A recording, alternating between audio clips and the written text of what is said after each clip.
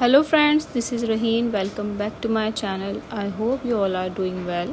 तो आज से हम टीचिंग एप्टीट्यूड की सीरीज़ स्टार्ट करने वाले हैं, जिसमें हम सबसे पहले टीचिंग, देन लर्निंग, उसके बाद लर्निंग की जितनी भी थ्योरीज़, इम्पॉर्टेंट थ्योरीज़ हैं जो कि आपके किसी भी टीचिंग कॉम्पिटिटिव एग्ज़ाम के अंदर बहुत ज़्यादा इम्पॉर्टेंट होती हैं, उन सभी को वन बाय वन हम कवर करेंगे। ठीक है, तो सबसे पहले यहाँ आज हम टीचिंग एप्टीट्यूड को समझ लेते हैं कि टीचिंग एप्टीट्यूड क्या होता है। उसके बाद हम टीचिंग को समझेंगे, तो वीडियो में लास्ट तक बने रहिएगा। तो चलें स्टार्ट करते हैं। सबसे पहले यहाँ हम बात करते हैं टीचिंग एप्टीट्यूड की। तो देखिए, टीचिंग एप्टीट्यूड क्या होता है। ये रेफर्स करता है ऐसी एबिलिटी को, ऐसी स्किल्स को, नॉलेज को, एटीट्यूड को जो रिक्वायर्ड होता है, जो कि ज़रूरी होता है एक टीचर के लिए, ताकि वो इफ़ेक्टिवली टीच कर सके, फैसिलिटेट कर सके अपने लर्नर्स को, अपनी लर्निंग को। ठीक है, सभी लर्नर्स के लिए यहाँ पर जो फोकस किया जाता है टीचिंग एप्टीट्यूड में, वो मेनली लर्नर अंडरस्टैंडिंग पर फोकस किया जाता है, इफ़ेक्टिव कम्युनिकेशन पर फोकस किया जाता है, फैसिलिटेशन ऑफ लर्निंग, यानी किस तरह से हम लर्निंग को फैसिलिटेट कर रहे हैं, उसको मीनिंगफुल बना रहे हैं, उसको ईजी बना रहे हैं, अंडरस्टैंडेबल बना रहे हैं। तो ये चीज़। इसके बाद नेक्स्ट यहाँ पर पॉजिटिव टीचिंग एटीट्यूड बहुत ज़रूरी है। जैसे कि कोई भी टीचर है तो वो क्या होना चाहिए, उसके अंदर एक पॉजिटिव टीचिंग एटीट्यूड होना चाहिए, जैसे कि वो मोटिवेट कर सके, गाइड कर सके अपने लर्नर्स को, अपने स्टूडेंट्स को, सपोर्ट करे लर्नर्स को। ठीक है, तो मेनली यहाँ पर हम देख पा रहे हैं कि टीचिंग एप्टीट्यूड क्या है। टीचिंग एप्टीट्यूड्स में ऐसी एबिलिटीज़, स्किल्स, नॉलेज, एटीट्यूड्स को रेफ़र किया जाता है जो कि एक टीचर के लिए इफ़ेक्टिव टीचिंग में रिक्वायर्ड होती हैं। ठीक है, हम कॉन्सेप्ट ऑफ टीचिंग की बात करते हैं। सबसे पहले इसके मीनिंग को समझते हैं। क्या कॉन्सेप्ट ऑफ टीचिंग है, क्या टीचिंग का कॉन्सेप्ट क्या है। देखें, टीचिंग जो है एक पर्पसफुल एक्टिविटी है।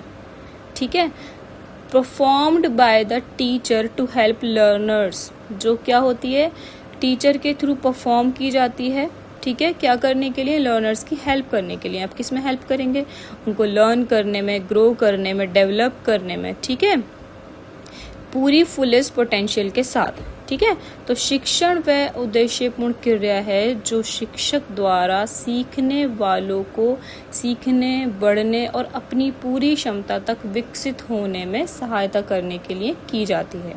ठीक है, यहाँ पर इसके की पॉइंट्स की अगर हम बात करें तो it is a purposeful activity. Purpose होता है ना, टीचिंग का एक पर्पस होता है। विदाउट एनी पर्पस तो टीचिंग होती ही नहीं है। उसके बाद यहाँ पर it involves teacher, learners and learning. यहाँ पर तीन यहाँ पर हम देख पा रहे हैं। यहाँ पर ट्राइपोलर हम इसको बोल सकते हैं। वैसे ट्राइपोलरिटी में हमारा टीचर, लर्नर्स और हमारा करिकुलम आता है। ठीक है, इसके बाद नेक्स्ट यहाँ पर it aims at overall development of learners. ये बहुत इम्पॉर्टेंट है, यानी जो टीचिंग होती है, टीचिंग का जो मेन जो एम होता है वो क्या होता है, लर्नर्स का ओवरऑल डेवलपमेंट करना।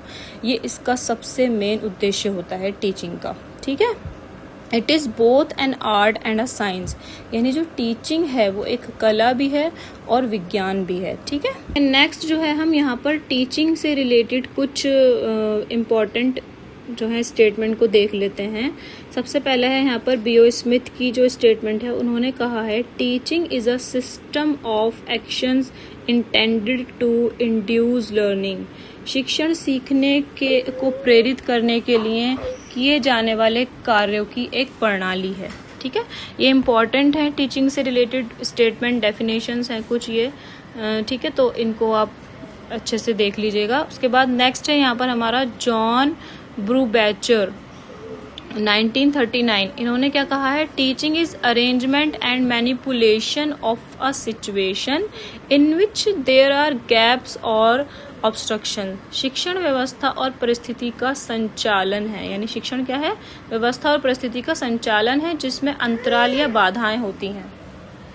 नेक्स्ट जो यहाँ पर स्टेटमेंट है वो है एडमंड एमिडन की 1967 में दी थी। In interactive process involving classroom talk which takes place between teacher and pupil. अंतःक्रियात्मक प्रक्रिया में शिक्षण और विद्यार्थियों के बीच कक्षा संवाद शामिल होता है। ठीक है। उसके बाद नेक्स्ट है यहाँ पर फ्लैंडर्स की स्टेटमेंट। फ्लैंडर्स ने क्या कहा है, it is a transactional activity between teacher and taught. ये शिक्षण और शिक्षित के बीच एक लेन देनात्मक गतिविधि है। उसके बाद मॉरिसन एंड डीवी, ये इम्पॉर्टेंट है, teaching is learning as selling as to buying. ठीक है। उसके बाद देखें यहाँ पर डेविस और ग्लेसर ने 1962 में पूरा जो टीचिंग की प्रोसेस है उसके 4 स्टेप्स बताए थे, जिसमें स्टेप फर्स्ट की अगर हम बात करें तो उन्होंने कहा कि स्टेप फर्स्ट में planning of teaching which includes content analysis, writing of objective. यानी स्टेप फर्स्ट में क्या आएगा हमारा, कंटेंट को एनालाइज करना और ऑब्जेक्टिव्स को लिखना। ठीक है, क्या उद्देश्य हैं उनका लेखन शामिल है। नेक्स्ट स्टेप 2 में बताया ऑर्गेनाइजेशन ऑफ टीचिंग स्ट्रेटजीज, यानी शिक्षण का संगठन, शिक्षण की रणनीतियाँ क्या उसमें हम यूज़ करने वाले हैं, कौन सी स्ट्रेटजी को यूज़ करके हम टीचिंग करने वाले हैं। नेक्स्ट यहाँ पर डेविस और ग्लेसर ने बात की है थर्ड स्टेप में, identification of suitable teaching learning strategies for effective communication, प्रभावी संप्रेषण के लिए उपयुक्त शिक्षण अधिगम रणनीतियों की पहचान करना। नेक्स्ट लास्ट स्टेप है हमारा fourth step, managing focus on the assessment and feedback to the teacher, प्रबंधन शिक्षक को मूल्यांकन एवं प्रतिपुष्टि पर ध्यान देना। ठीक है, तो ये कुछ टीचिंग के स्टेटमेंट हैं जो कि इम्पोर्टेंट है टीचिंग का। ठीक है, it is both an art and a science, यानी जो टीचिंग है वो एक कला भी है और विज्ञान भी है। ठीक है। नेक्स्ट यहाँ पर हम फॉर्म्स ऑफ टीचिंग की बात करें तो फॉर्म्स ऑफ टीचिंग में हमारा फॉर्मल टीचिंग, मेनली यहाँ पर 3 टाइप्स की हम टीचिंग को समझ रहे हैं, formal teaching, non formal teaching and informal teaching.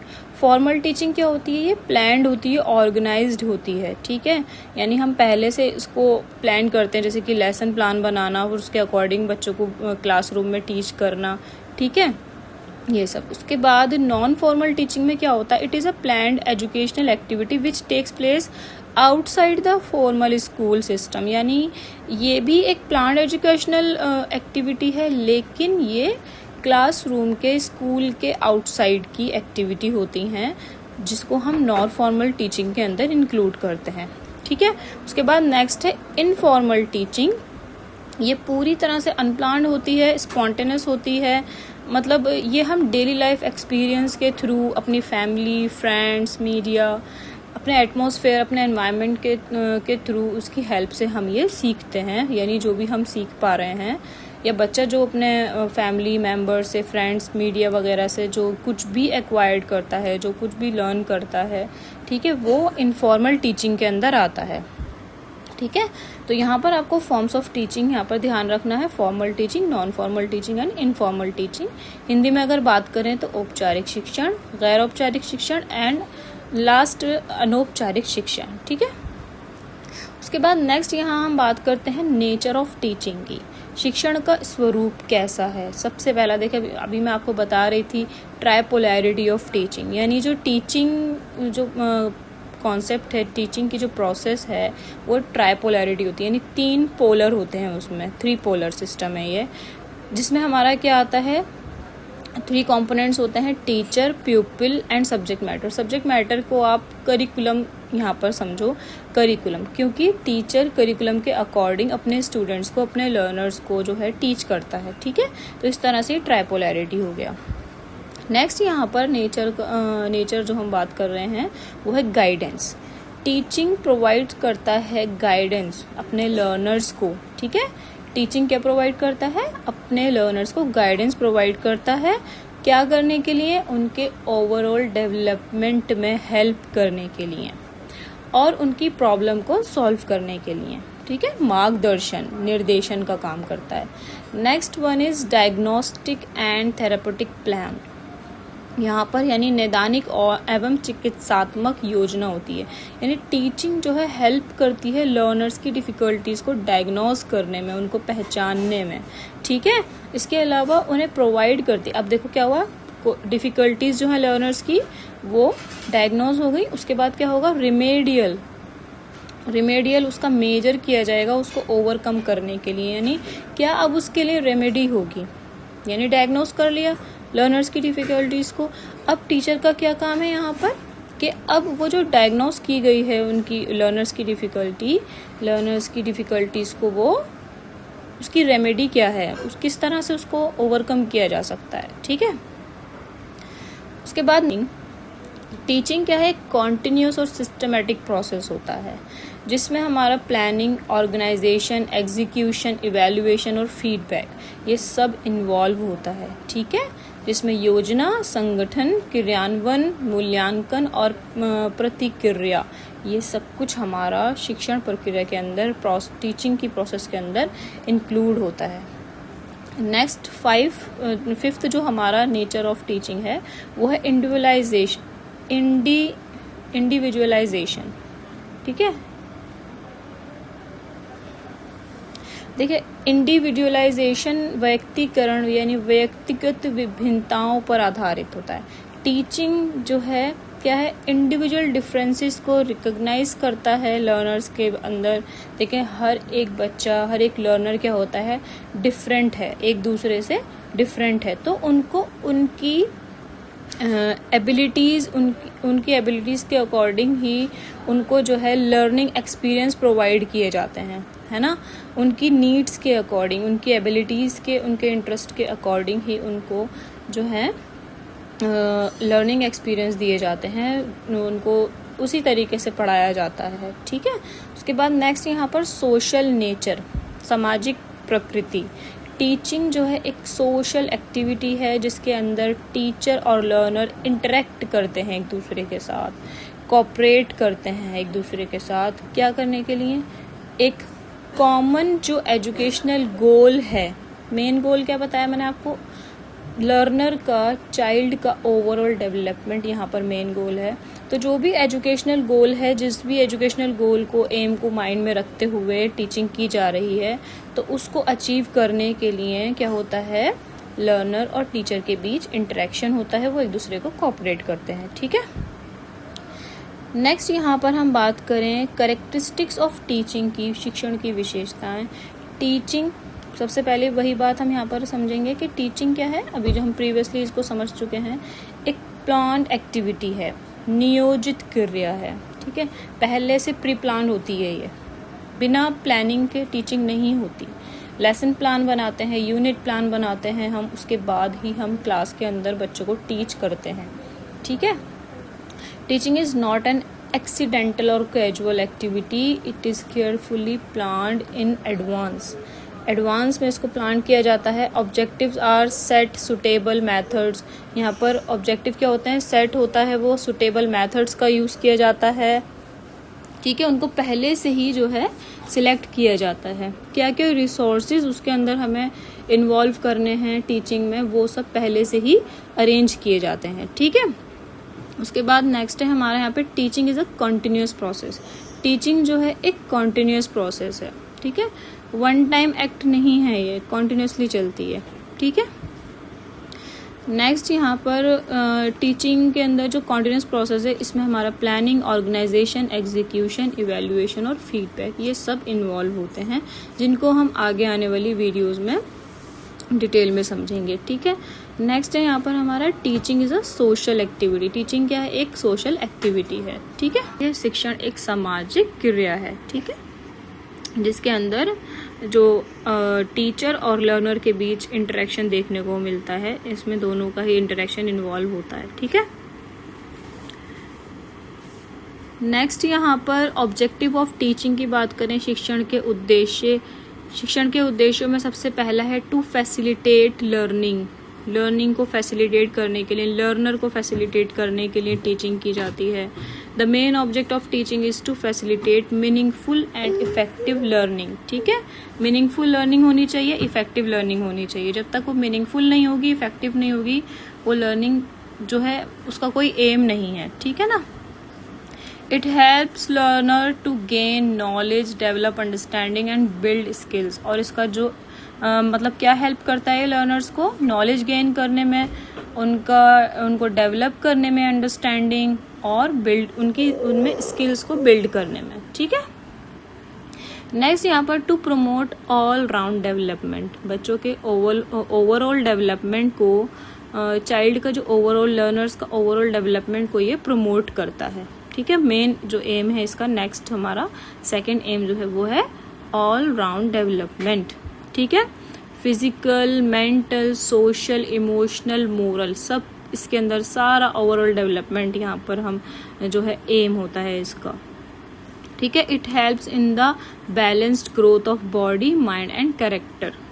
तीनों को ही देखा जाता है इसमें, तीनों का ही एम लेकर के चला जाता है कि ये शिक्षण के थ्रू, यानी जो टीचिंग है, टीचिंग के थ्रू ये सभी हमारा क्या होना चाहिए, ये हमारा डेवलपमेंट होना चाहिए। ठीक है, देखिए थर्ड है यहाँ पर to develop good behaviour and values. Learners में, बच्चों में क्या है, गुड बिहेवियर और वैल्यूज़ को डेवलप करना, इसका थर्ड ऑब्जेक्टिव है।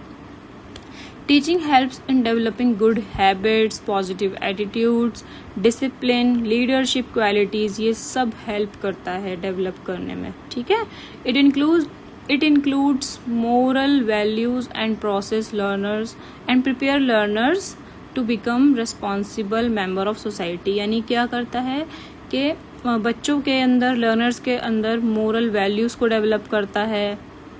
ठीक है, और इसके साथ रेस्पॉन्सिबल बनाता है, उन्हें एक रेस्पॉन्सिबल सोसाइटी का मेंबर बनाने में हेल्प करता है। ठीक है, तो यहाँ पर हिंदी में बात करें तो अधिगम को सुगम बनाना, ठीक है, फैसिलिटेट करना, सर्वगीण विकास को बढ़ावा देना, उसके बाद सद्व्यवहार और मूल्यों का विकास करना, ये ऑब्जेक्टिव्स ऑफ टीचिंग है। ठीक है, अब देखें आज की वीडियो में जो हमने मेनली समझा है वो टीचिंग एप्टीट्यूड क्या होता है, इसके जो टीचिंग एप्टीट्यूड के कुछ इम्पॉर्टेंट स्टेटमेंट को, उसके फॉर्म्स को, नेचर को, कैरेक्टरिस्टिक्स, ऑब्जेक्टिव्स, ये सब कुछ। ठीक है, आई होप ये जो आज की वीडियो में हमने कवर किया है वो आपके लिए हेल्पफुल रहा होगा। नेक्स्ट जो हम बात करने वाले हैं, नेक्स्ट टॉपिक जो हमारा रहने वाला है वो हम बात करेंगे लर्निंग की। लर्निंग जो कि बहुत ही इम्पॉर्टेंट टॉपिक है अगर आप किसी भी टीचिंग एग्ज़ाम की प्रिपरेशन कर रहे हैं तो। ठीक है, लर्निंग के बाद हम लर्निंग की इम्पॉर्टेंट थ्योरीज़ को कवर करेंगे। ठीक है।